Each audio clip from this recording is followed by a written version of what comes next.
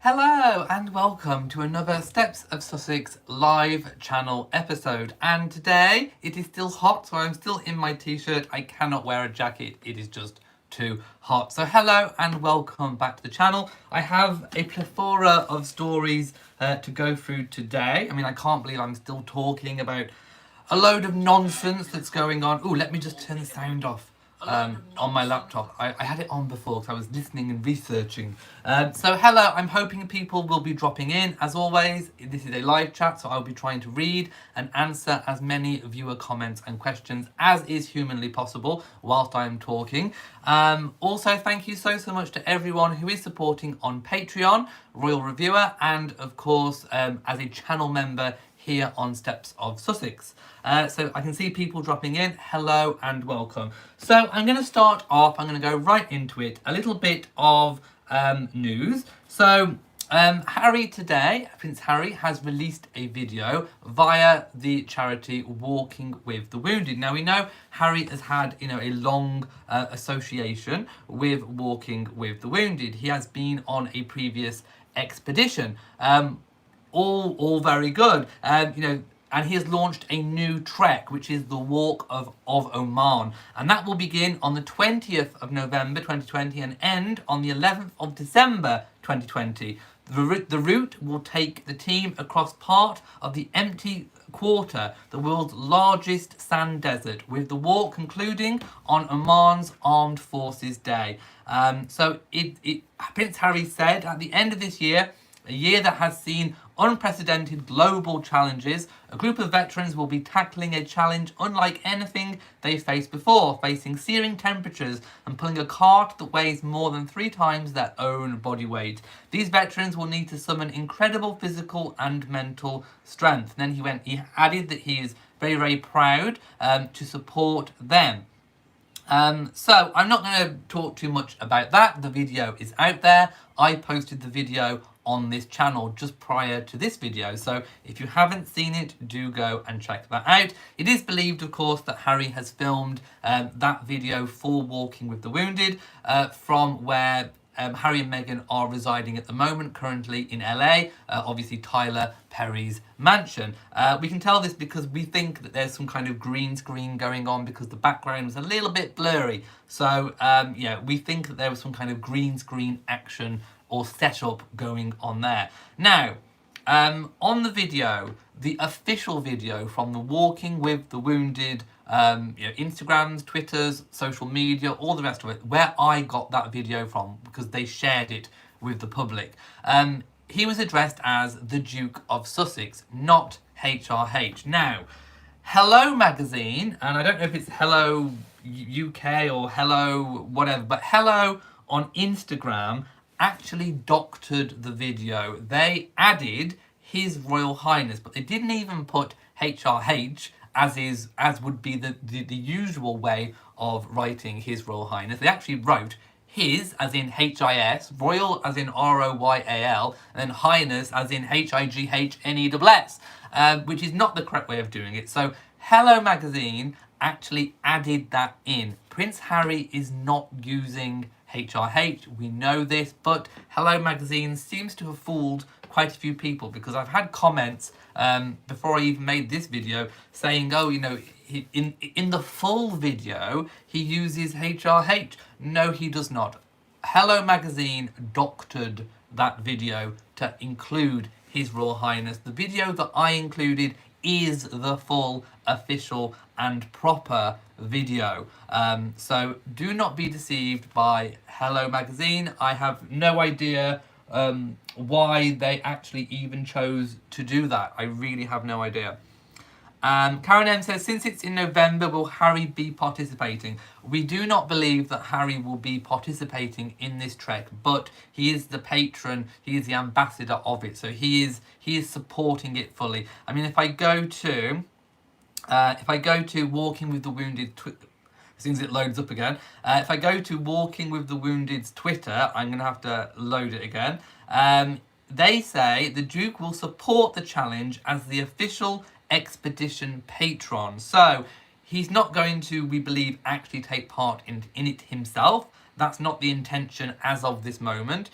He's just going to be the official patron, so he'll probably be releasing more videos talking to the people. He may even, get to meet them. He may even go to the launch of it. I don't know, depending on what travel is like in that period, because we can't plan too far ahead, can we? So, he may go and actually, launch them to see them off.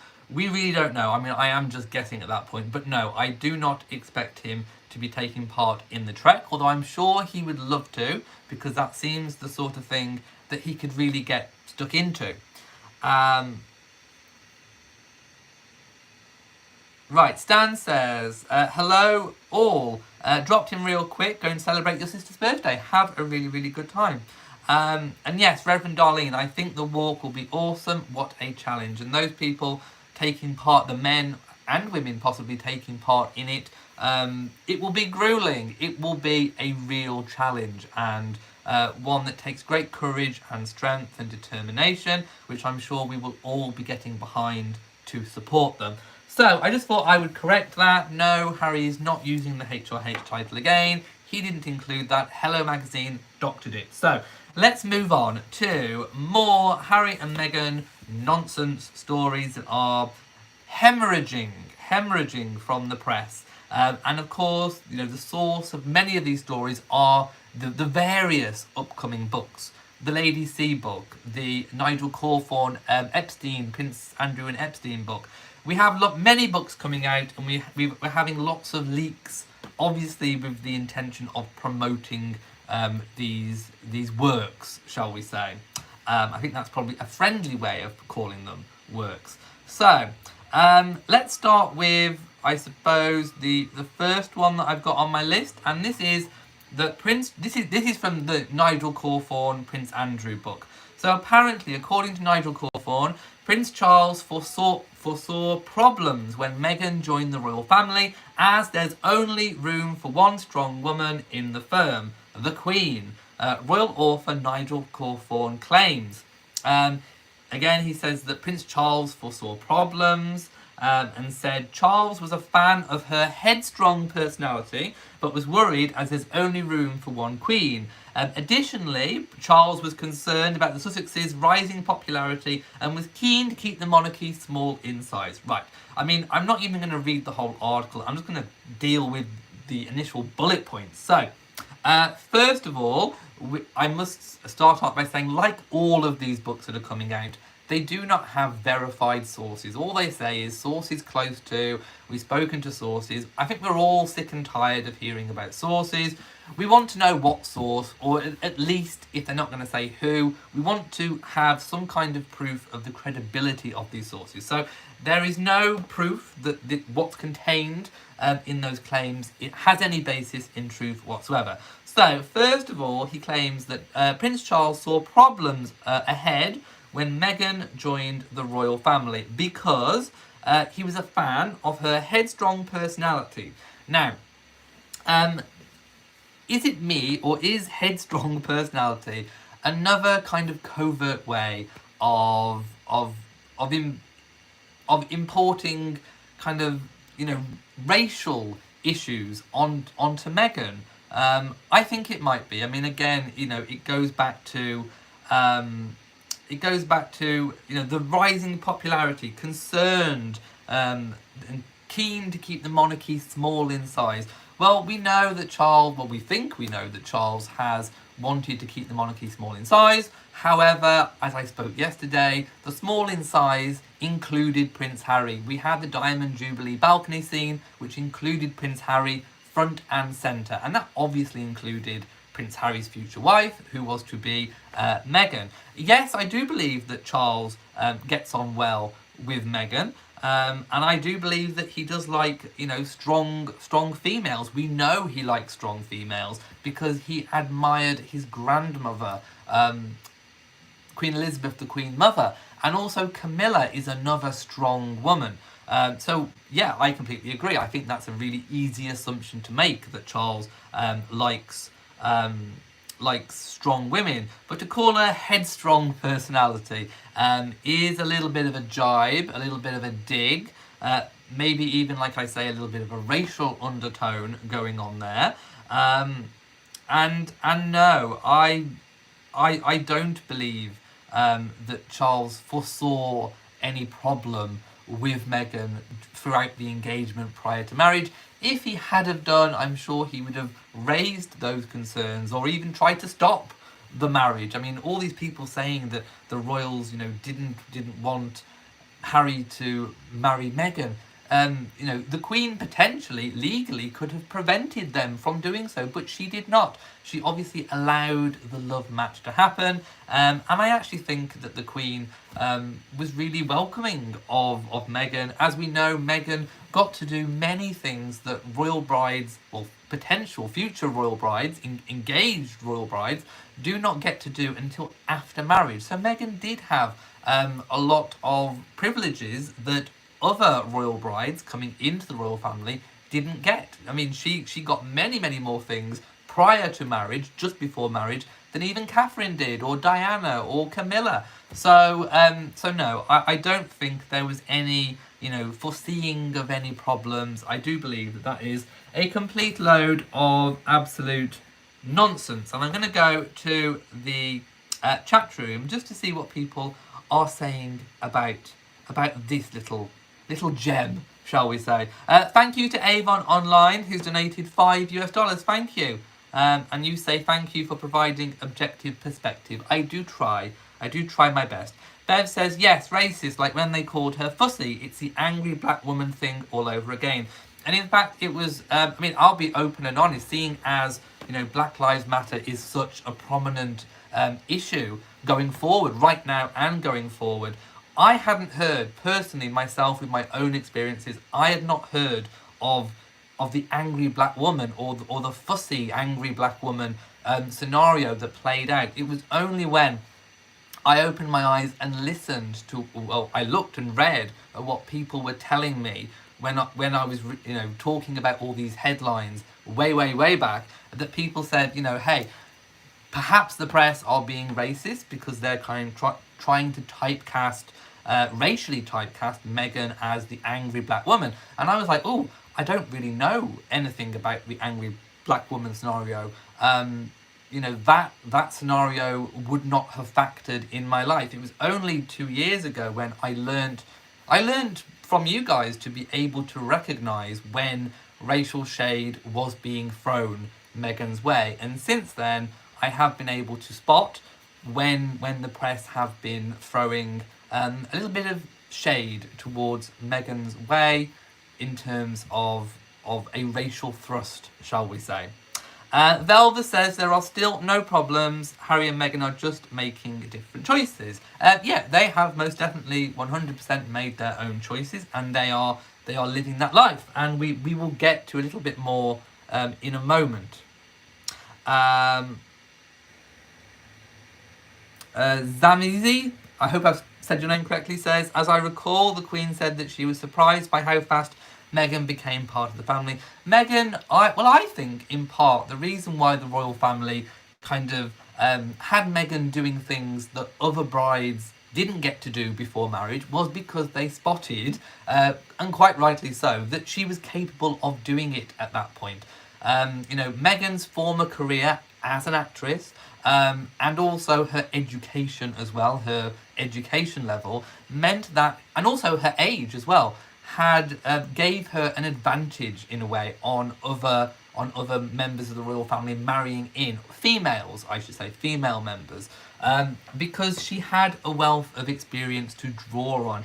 She already had the independent charity work. She had the education. The acting most definitely helped because, she was really, really good at delivering speeches, writing speeches, delivering them. And also, being a royal isn't too far away from being an actor in the first place, because you do have to perform when you go to an engagement, or you do a walkabout, or you give a speech. You are performing. I mean, really, I've said this all along. I actually think that members of the royal family would make really good actors and actresses, because that's what they do on a day-to-day basis.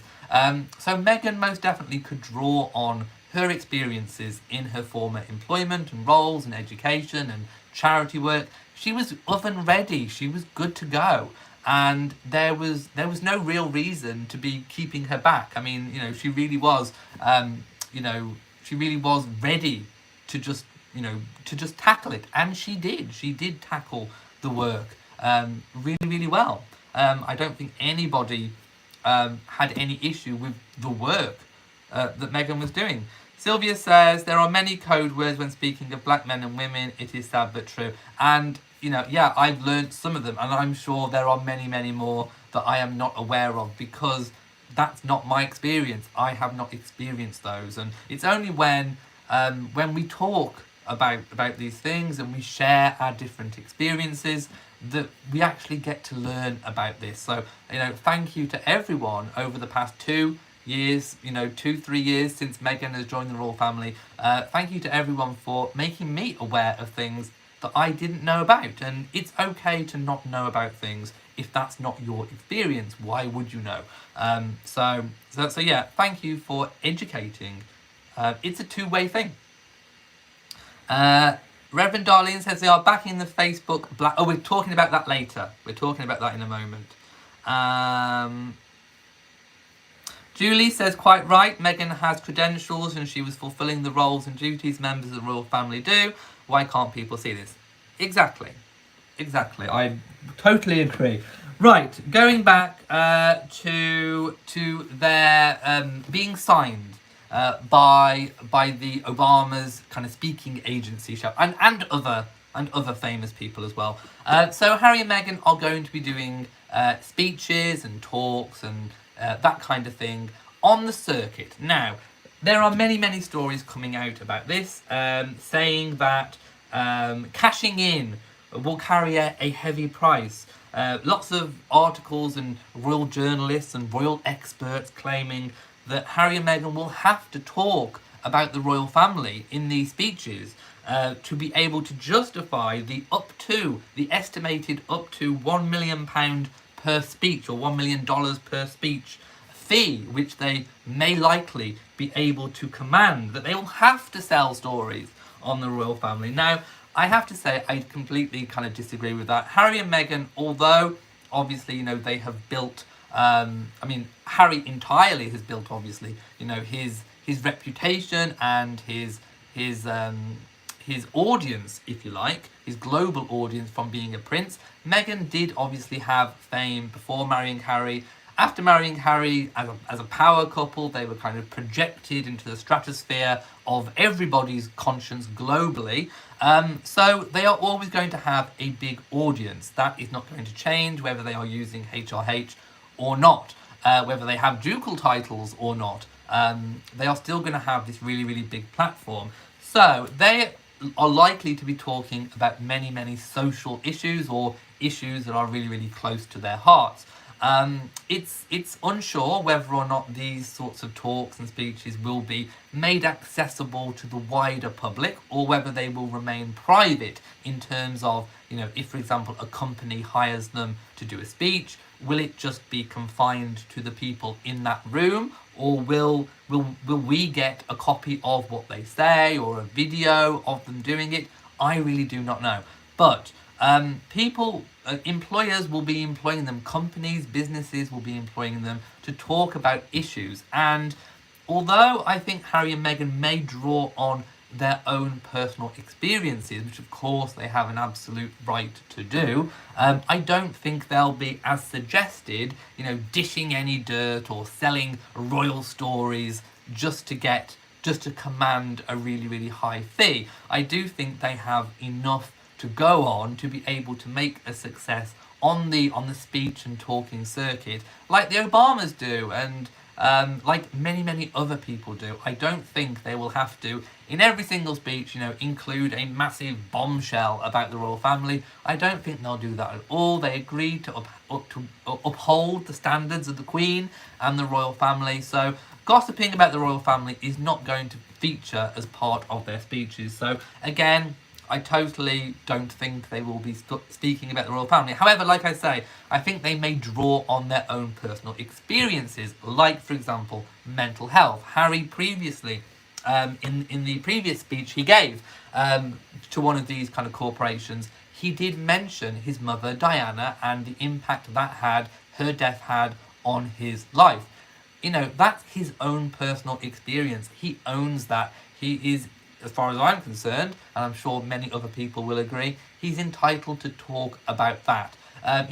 Saying what the Queen has for breakfast, or what Prince Philip is doing these days, that's another story entirely. But talking about your own truth, your own personal experience, I think will not be off limits. Oh, also, there was another story about Meghan's nickname being Tungsten. So this Nigel Cawthorne, I think it was in one of his leaks that have come out, he said that Charles has nicknamed her Tungsten, which is like hard and durable and all that kind of thing. I mean, again, could be another kind of racial slur to Meghan's name. But the earlier story that I heard was that nickname, if indeed it is true at all, we do not know, we have no confirmation, came from Prince Philip. Now, Prince Philip, as we know, is full of gaffes, and I could imagine that coming out of Philip's mouth. I really could, giving people nicknames. I could quite imagine that Philip would do that, rightly or wrongly, affectionately or not. Right, like I said, right or wrong, I could imagine Philip doing it. But I couldn't imagine Charles doing it. I don't think that is Charles's personality. That's not Charles's sense of humour, I don't think. So no, I would, if I had to attribute that to anybody, it would be Philip rather than Charles. I just don't think that's Charles's nature to nickname somebody Tungsten. I think Philip, yes, I can quite imagine Philip, but not Charles. Coffee or Tea says, I also heard that name came from Philip. Well, now Nigel Cawthorne is kind of saying that it's Charles. So, yeah, I'm going to say that I think it's more likely to be Philip, if indeed anybody at all. Cookies and Cream says, let's not kid ourselves. It was in the best interest of the royal family to allow Harry and Meghan to get married. It was good PR for them. They didn't want to be seen as not being inclusive. I think it just boils down to like what I said before. It's a love match, and the Queen and Charles and William know the value of having a love match, because if you don't have a love match, you risk divorce, and we know the kind of scandals and things that divorce bring to the royal family. So I think they were just happy for Harry to have found someone that was a love match. Now, if you believe the rumours, William may have been concerned about the speed of things happening. Of course, William himself took years and years and years and years and years before he proposed to Catherine. We had the whole Waity Katie thing going on.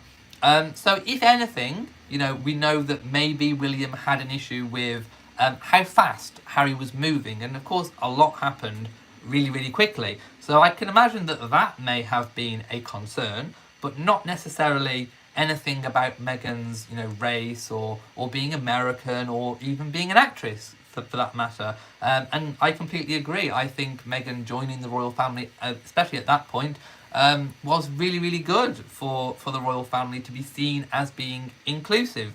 But I don't think that was the only reason why they were happy for Harry to marry Meghan. I think they saw that Meghan made Harry happy. I think they saw, evidently, that she had all the credentials to be able to just be an oven-ready royal.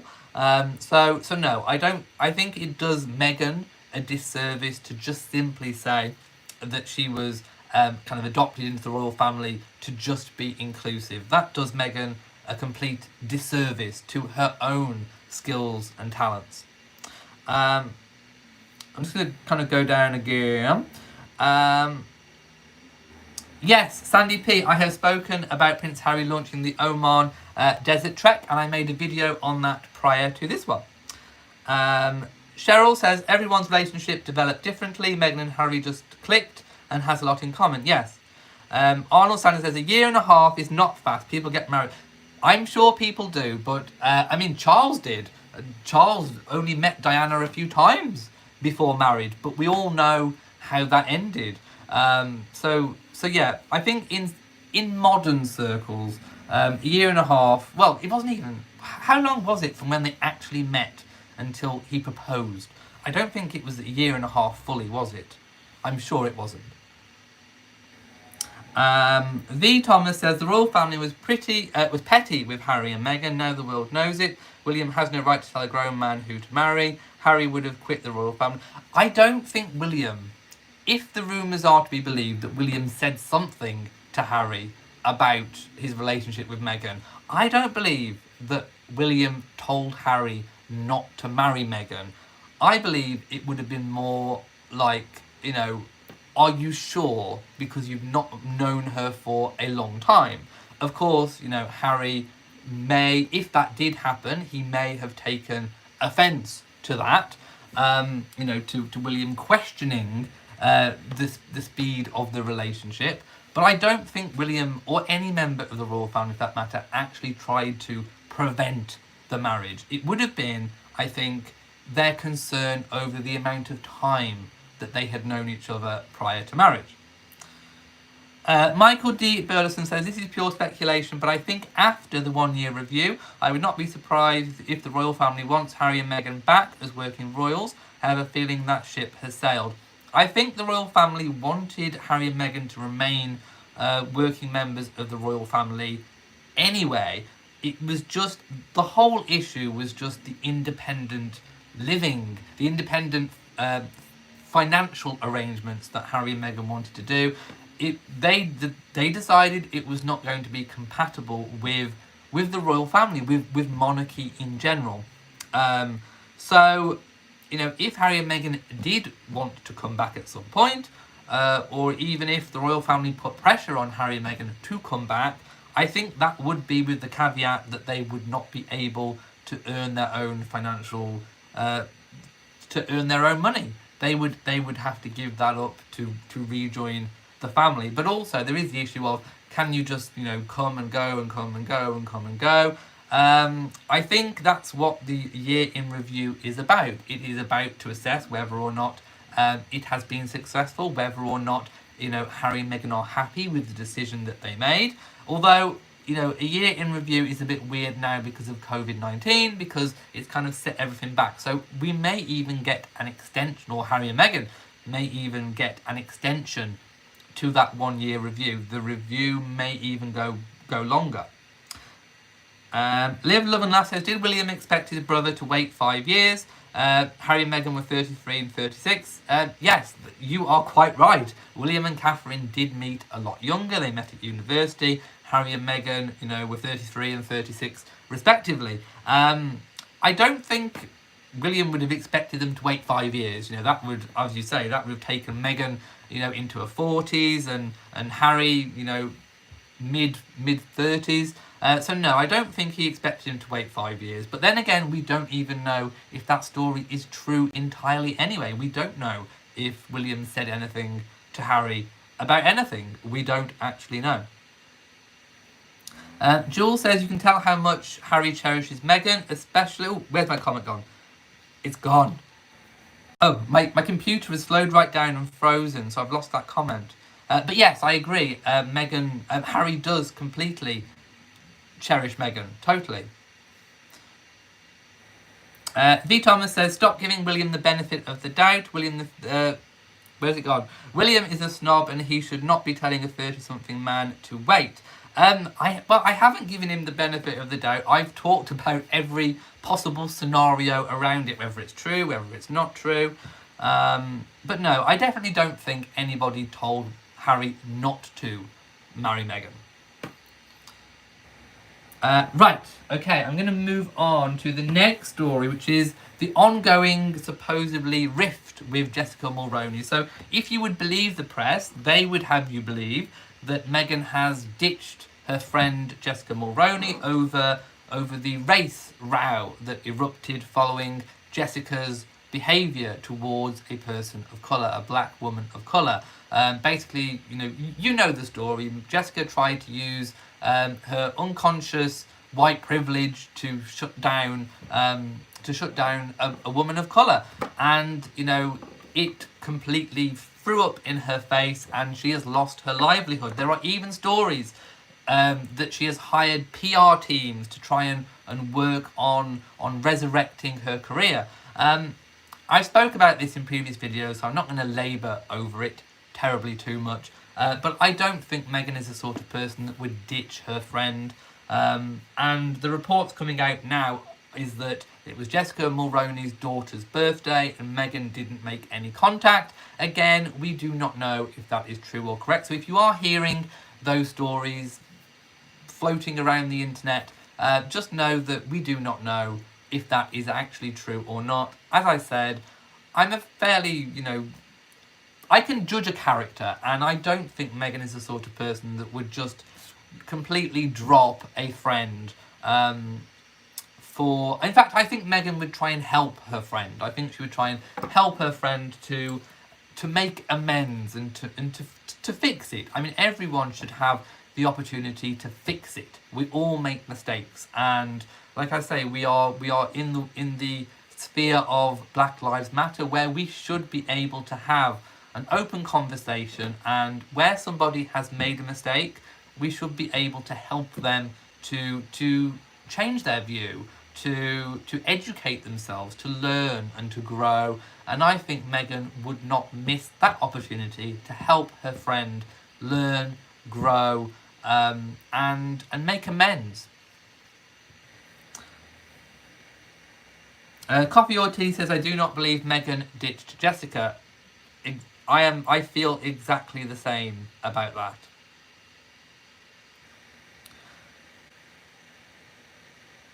Let's have a look. Sharona took a trip down memory lane and watched Edward and Sophie's wedding. It was a good wedding. Mercury Angel says, Jessica's husband also left his job due to the issue. I also think that Meghan would stand by her friend. Who knows better how wrong the press and public can be? I mean, again, time will tell. Time and the truth always out. Right, I'm going to go to my final story of the day, which is the Facebook boycott. So let me just close down a few windows because it's slowing down my computer as I'm live. So I'm going to shut down a few windows. Right. So this is the story that about the boycott of Facebook advertising. So this is the Stop Hate for Profit campaign, and apparently this is in Town and Country magazine. A source, so again, be very wary about sources, but a source close to the couple has confirmed to TNC the couple is throwing their weight behind the campaign and have been working to encourage CEOs to stand in solidarity with the coalition of civil rights groups behind it. Now, the source is quoted as saying, and again, take things with a pinch of salt, but this is what is being said. As we've been developing Archewell, one of the areas the Duke and Duchess of Sussex have been keen to address is online hate speech, and we've been working with civil rights and racial justice groups on it. A source familiar with Harry and Meghan's plans said, over the past few weeks, in particular, this issue has become even more vital, and they have been working to encourage global CEOs to stand in solidarity with a coalition of civil and racial justice groups like the NAACP, Colour of Change, and the Anti-Defamation League, which are calling for structural changes to our online world. More than 90 advertisers have joined the boycott of Facebook, as the social media giant is accused of not doing enough to curb the spread of hate speech and misinformation. On its website, the Stop Hate for Profit organisers say, let's send Facebook a powerful message. Your profits will never be worth promoting hate, bigotry, racism, anti-Semitism and violence. And also, I'd like to add, from my own point of view, homophobia as well. And apparently a source close to Harry and Meghan have said that for a long time, the Duke and Duchess have been working on how to move the tech industry in a more humane direction, and that they believe there is an urgent and pressing need to remodel the framework of our online public spaces. They have been working behind the scenes to urge global CEOs to stand in solidarity. Now, again, we have not had anything officially from the Sussexes on this. This is sources say. So we have to be very careful with sources say, because sometimes the sources, turn out to have an element of truth behind it. Sometimes they are just made up speculation. So until Harry and Meghan actually come out with their own spokesperson on this, actually making some kind of statement, take it with a pinch of salt. But this is what is being claimed by Town and Country magazine. So I just thought I would let you know about that. I'm sure you've already heard about that already. Welcome to Debbie, who has joined as a Sussex Stepper, a channel member here on Patreon. Here on YouTube. I also have Patreon. Right, Sandy, I've already mentioned the Prince Harry launching the Walk of Oman. Michael D. Burleson says the NAACP, the National Association for the Advancement of Coloured People, posted their thanks of the Duke and Duchess of Sussex, which is one of the oldest civil rights organisations in America. That is amazing. And there's a programme going on in the UK. I mean, this is not Harry and Meghan related, but it does touch on Harry and Meghan related issues, if that makes sense. So we have a TV programme in the UK that's just come out. I've still got episode 2 to watch, and it is based in a UK school in London, and it's a school that tries to end racism. And they had someone come over, I think from Harvard University. There was 2 women of colour from America that came over to implement this kind of program where they segregate the white children and any ethnic races into groups where they all talk about their feelings with regards to race. And they actually did a test which is designed to find out if you have an unconscious racial bias. And this test is online. You can actually take it yourself. So the kids had to associate words and faces with black and white. And as a class, they came out as having an unconscious bias towards white people. And this is a class that was probably more than half, I would say, from an ethnic background. So even the ethnic background children had a bias towards white, which was really surprising. So they were going to try and tackle this. I've still got episode 2 to watch. In fact, I don't know if it goes on anymore, but it was a really good test. And if I can find the link to the test, if you want me to, I can post it in the community section. But it was a really good program to watch, and one that's really They also did like a white privilege test as well, where they got all the kids to stand on a starting line, and you got to move a pace forward or a pace back depending on what they said. And it turned out, of course, that the white kids were out in front. So in other words, they had a head start because of different things that had been mentioned. Then they got the kids to actually run that race from the points where they were at, and of course the white kids won because they had an advantage. It was a really good program, and like I say, it's still going on. Rosita says the test is called the implicit bias test. Yes, I think it is, and it's available from the Harvard University website, I do believe. Right. Okay. I am going to... Oh, Catherine says, thanks for destroying the lies in that book.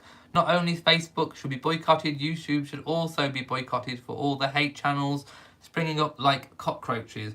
What I would like to see on YouTube is YouTube actually taking a look at people who are spreading misinformation. I think the problem on YouTube is people presenting opinion as fact, spreading misinformation where it can have a really negative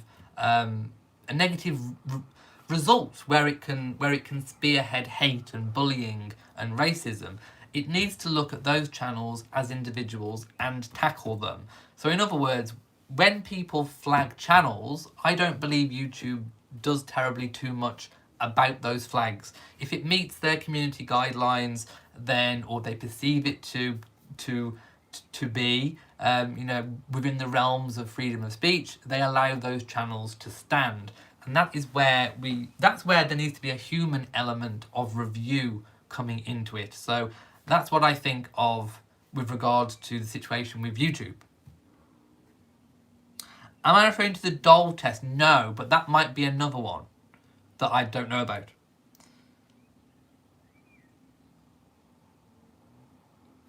Right, I'm just trying to read. Right, I'm going to go now. I think I've been talking at you for over 40 minutes. So, thank you for watching. If you've made it this far, thank you so much if you are a channel member or a member on Patreon.